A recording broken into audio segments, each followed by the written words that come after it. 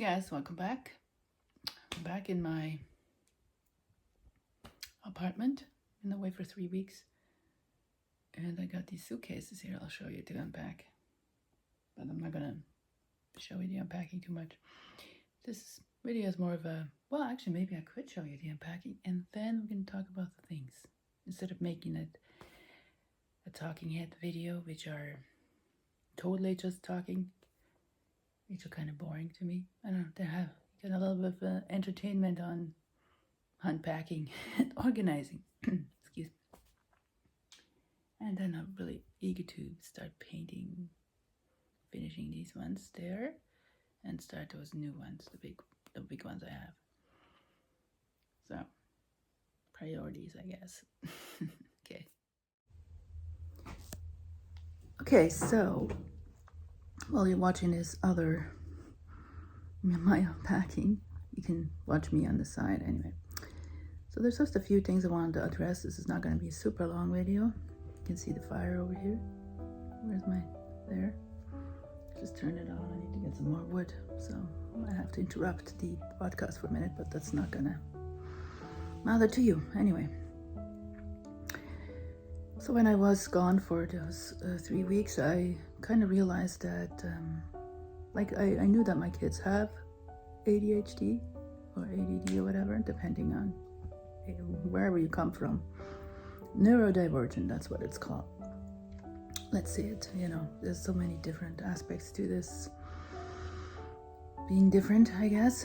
So anyway, I realized that I'm probably one of them too. And because the more I researched, the more I found out that it's actually the mother who carries more of the,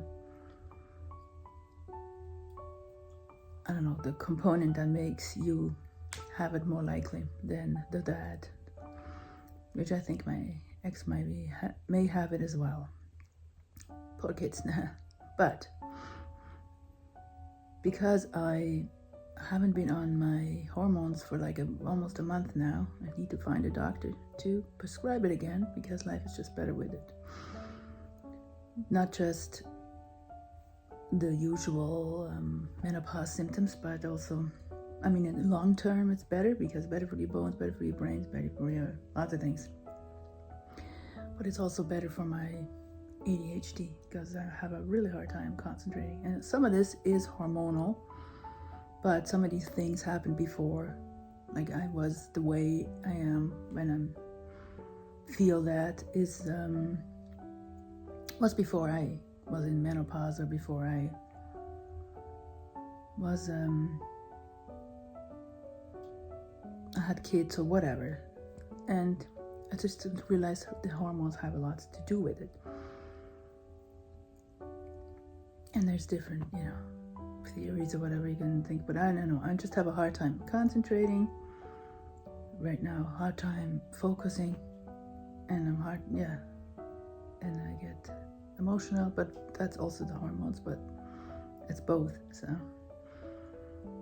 and it's tricky to navigate things in this at the moment.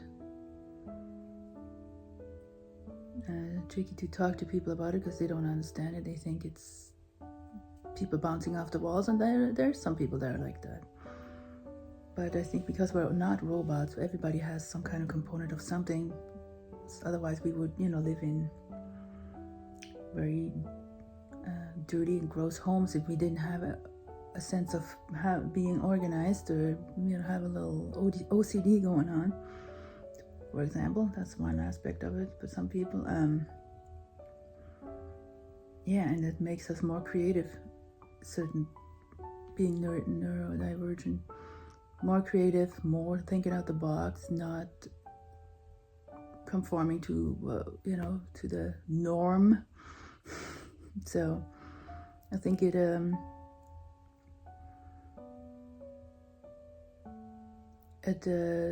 is actually a plus. It's just that the society thinks everybody has to be the same way, and it's hard at school because you don't get they don't see it as a plus, they see it as a negative, and school is not set up for people that are not going, you know, the straight line as everybody else supposed to. And I think there's lots of kids and lots of people, maybe even 50% of people are maybe like this. Just, you know, on the spectrum, there's so many, that could be whatever, from one extreme to the other. And if we would, as a society, understand it a little better, and especially in school and social settings, a little more, be more understanding and more supportive, and find out the positive about it, then maybe we wouldn't get into depression or anxiety because you don't, you know, you always worried about, you know, you don't fit in, people don't understand you, and might you do stupid things, you forget constantly because your brain just can't remember anything. It's not because you're old. I mean, that's also a component. Some people, you know, when they get older, they forget stuff, but it is more of another problem. So yeah, I just wanted to say that there's so many different aspects to life, and you figure it out. You don't notice when you're like busy, have a family, and you just, you know, yes, people in my family told me, why don't you do this? Why are you burning the food all the time? Why blah blah blah? Because you're trying to multitask, or you forget what you're doing, and you just focus on something else because you can't multitask very well. You try, it doesn't work very well. So yeah, it's tricky. It's also tricky in a partnership, but I think if both of us, and my ex-husband, if we would have known what the problem is, we could have probably helped each other out, support each other. But if one person doesn't want to be helped, think, oh, it's too late because I'm an adult. No, it's never too late. You always can help and support each other and figure it out. Then it's hard. So I think that was one problem. Be understanding and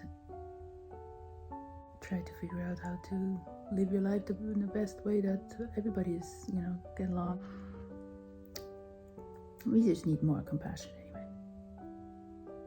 That's just my, you know, 2 cents for today. Have compassion and try to understand your partner. Try to understand the people around you.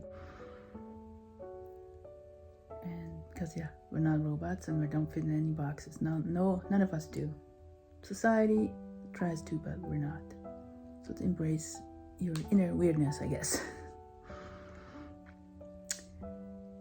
Have a good day, and make sure you watch these videos. They're up here and over there and everywhere and down there. And I'll see you in the next one.